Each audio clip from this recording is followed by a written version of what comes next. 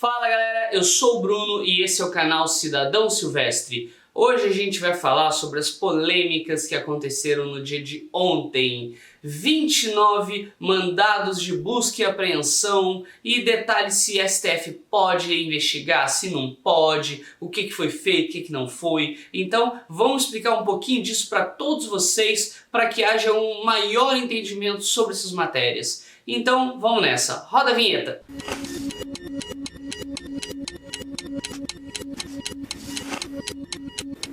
Então, pessoal, para vocês entenderem o que aconteceu, houve um pedido do ministro do Supremo, ou seja, um juiz da mais alta corte do Brasil, que determinou que a Polícia Federal fosse na residência ou em locais designados previamente de mais de 10 pessoas investigadas e que essas pessoas estariam envolvidas em uma organização criminosa para atacar não só ministros do Supremo, mas parentes, enfim, tomar atitudes contra a dignidade, contra a integridade física desses ministros. A primeira pergunta é: a pessoa pode fazer isso contra um ministro? Ela pode dizer, olha, eu sei onde o senhor mora, ou não importa onde o senhor mora, eu vou pesquisar onde o senhor mora, e ai do senhor se fizer alguma coisa? Pode fazer isso? Não, não pode. Isso extrapola o direito da liberdade de expressão. Então, quando há atos em seguida sendo feitos para prejudicar, para atacar a dignidade, para ameaçar aquelas pessoas, para que elas não exerçam aquela função, você está supostamente, e aí eu digo supostamente porque tem que analisar caso a caso, cometendo crimes.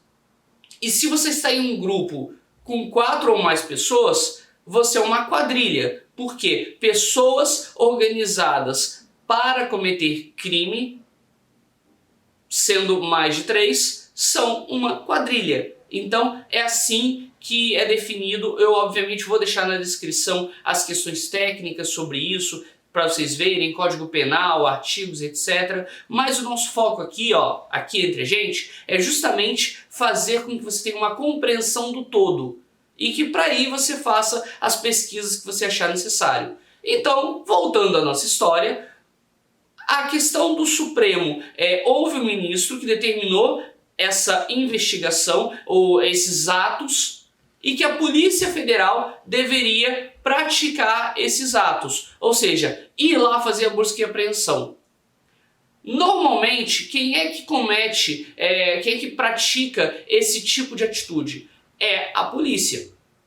A polícia que faz a investigação, analisa, vê as provas, né? Então, por exemplo, tem uma coisa chamada VPI, que é Verificação de Procedência das Informações. Olha, eu sei que fulaninho tá indo todo dia ali roubar ovo da galinha do Joãozinho. Então, será que isso tá acontecendo mesmo? Então, vamos mandar um policial lá para investigar e ver, ficar de olho para ver se alguém tá fazendo alguma coisa lá todo dia. Então, você vai verificar a procedência daquelas informações. Num caso como o caso no Supremo, quem é que atua? É a Procuradoria-Geral da República. Você tem lá hoje o Procurador-Geral da República, Augusto Aras, que é quem deveria iniciar a persecução, a investigação, ou ele ou a Polícia Federal. Mas a gente tem uma situação muito específica neste caso. Qual é? Ministros do Supremo têm a sua pessoa atacada. Eles estão sendo ameaçados. As suas famílias estão sendo ameaçadas. O que isso quer dizer? Isso quer dizer que eles podem fazer alguma coisa. Eles falaram, olha só, vou dar início a uma investigação em sigilo. Procuradoria da República, vem aqui falar. Aí a Procuradoria vai e fala que eles não têm que fazer aquilo. Ora, se a Procuradoria da República quisesse, quando ela tomou conhecimento, ela poderia falar, olha, tomei ciência, acho que vocês não devem fazer, então eu vou fazer e já instaurei aqui o inquérito. Então eu solicito o arquivamento do de vocês, porque é igual ao meu e eu estou fazendo aqui. Se eles fizessem dessa forma, seria muito adequado, mas não. eles não caminharam por essa linha. E o que aconteceu foi feita uma análise técnica, foi feita a colheita de provas sobre essa suspeita, e aí com isso chegou-se a um PowerPoint da investigação. Porque sim, no Brasil o pessoal adora essas investigações com PowerPoint. Então, se vocês olharem lá no inquérito, eu vou deixar também o link para investigação aqui embaixo. O que acontece? Lá está dizendo, olha, fulano, fulano, ciclano, supostamente seriam as pessoas que fariam parte desse gabinete do ódio e dessas práticas contra os ministros do Supremo. Dessa forma, eu quero que essas pessoas tenham sim os seus bens eletrônicos, seus smartphones, computadores, etc., confiscados para análise de supostos crimes. E quem é que vai fazer isso? A Polícia Federal.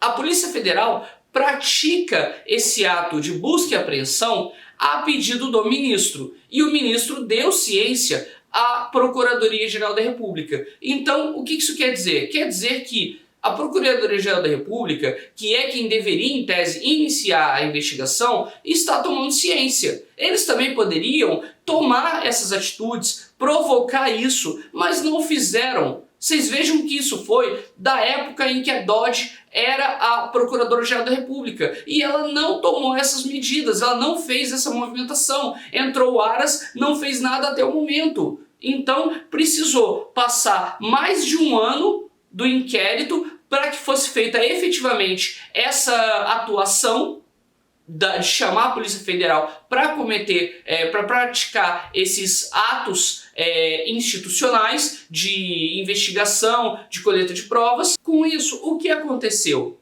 O Supremo Tribunal Federal tomou as medidas para defender a democracia e defender o Poder Judiciário. Por quê? Porque você tem ministro da Educação dizendo que é vagabundo do Supremo. Você tem um presidente que diz que está sendo perseguido. Qualquer um que seja contra ele, eu estou sendo perseguido. Parece até que num lado é vitimista, no outro é sádico porque quer ver 70% da população contaminada. Então assim, esse tipo de prática, esse tipo de atitude do executivo complica o judiciário. Da mesma forma, o legislativo não desenvolveu direito à CPI das fake news, que poderia ter sido sim muito melhor desenvolvida, mas infelizmente não houve todo o encaminhamento necessário. Com isso, o Poder Judiciário, com uma questão de autotutela e sobrevivência, e não só isso, defesa da democracia pelos meios democráticos, tomou essa iniciativa de iniciar esse procedimento. E o Ministério Público foi avisado através da Procuradoria-Geral da República, porque sim, a PGR, como chama, Procuradoria-Geral da República, nada mais é do que a parte máxima do Ministério Público Federal. Assim como, por exemplo, estou falando de fórum, estou falando de vara civil, vara criminal, etc. O Supremo Tribunal Federal é a mais alta corte, por isso chamado Supremo Tribunal Federal. Então, o Supremo ele faz essa iniciativa justamente para defender o seu funcionamento, a sua atuação. Como o Procurador-Geral da República não tomou atitudes mais imediatas, ele teve meses e meses para fazer isso, mais de um ano para fazer e não o fez, então o Supremo iniciou. E não só isso, ele falou para fazer a Polícia Federal fazer os procedimentos e o PGR, o Procurador-Geral da República, ser intimado para tomar ciência daqueles atos. Então assim, tem muita gente falando, não, mas o Alexandre de Moraes foi indicado pelo Toffoli e isso eu não acho legal. Não tem problema, isso é um ato, existe uma diferença entre atos anuláveis e processo anulado. Então, vamos separar isso. Quando o Procurador-Geral da República diz, ou poderia dizer que, não foi distribuído corretamente, você poderia simplesmente falar, não, tudo bem, então vamos distribuir agora. Então assim, dá para você reparar o erro. E qual a diferença entre essa atitude agora do Alexandre de Moraes E a atitude do Moro, quando estava lá na Lava Jato? A diferença é que o Moro, ele tinha contato com o promotor do caso e mais, ele liberou gravações e gravações ilegais do presidente da República. Então, ele praticou atos que anulam todo o processo. Então, assim, a gente pode até, alguns podem até falar, não, olha, o Toffoli devia ter botado para livre distribuição e não encaminhado para Alexandre de Moraes. Tudo bem, não há nenhum problema sobre isso. Faz-se uma nova distribuição e o ato anulável poderia ser resolvido. Mas o que as pessoas querem, o que as pessoas que estão atacando de forma não embasada querem é justamente desmoralizar, sendo que muita gente falou, ah não, olha, o Alexandre de Moraes foi indicado pelo Temer, todos os outros são corruptos porque foi tudo PT, apesar de não ser, apesar de ter gente ali que foi indicada por Fernando Collor de Mello, pelo Fernando Henrique Cardoso, então assim, não é dessa forma que funciona. E não é só, ah não, olha, me agrada essa decisão, então valeu Alexandre de Moraes. Não me agrada, Alexandre de Moraes é muito ruim. Não é assim que funciona. Então, nesse sentido, o que nós temos? O Supremo Tribunal Federal, ele age para não só defender, como eu disse, a democracia, mas também para fazer com que o judiciário possa atuar. Se você bloqueia, engessa um poder, ele perde a capacidade e a autonomia. E é isso que a gente não pode fazer. Se você quiser saber um pouco mais sobre isso e olhar outros pontos de vista, eu recomendo que vocês assistam a live que fizemos ontem no canal Dead Consense. O Dead e o Ferrez como mediadores e eu defendendo essa ideia de processo de investigação iniciado pelo Supremo Tribunal Federal e o Tássio do canal Diretas de Direito defendendo que não seria possível ao Supremo Tribunal Federal iniciar essas investigações. Eu acho que o debate foi muito válido, muito enriquecedor e eu acho que vocês podem opinar sobre essa matéria olhando também essa live que nós fizemos. Então é isso, pessoal. Era isso que eu tinha para dizer para vocês. A investigação, ao meu ver, ela foi iniciada de uma maneira adequada, em defesa de um poder, dos três poderes que existem, né? Executivo, Legislativo e Judiciário. O Judiciário precisa existir de forma autônoma como os outros, só que quando algum poder começa a ameaçar um outro, esse poder ele tem que fazer uma autodefesa para garantir a sua existência autônoma e harmônica com os outros poderes. É basicamente isso, pessoal. Então, se você gostou, deixa o joinha aí, ativa o sininho das notificações se você quiser e também compartilhe para algum amigo caso você ache que esse vídeo fez alguma diferença, contribuiu para alguma coisa para você. Então, é um convite que eu faço a você para espalhar esse conhecimento, espalhar essa ideia. É basicamente isso. Então, até a próxima, pessoal!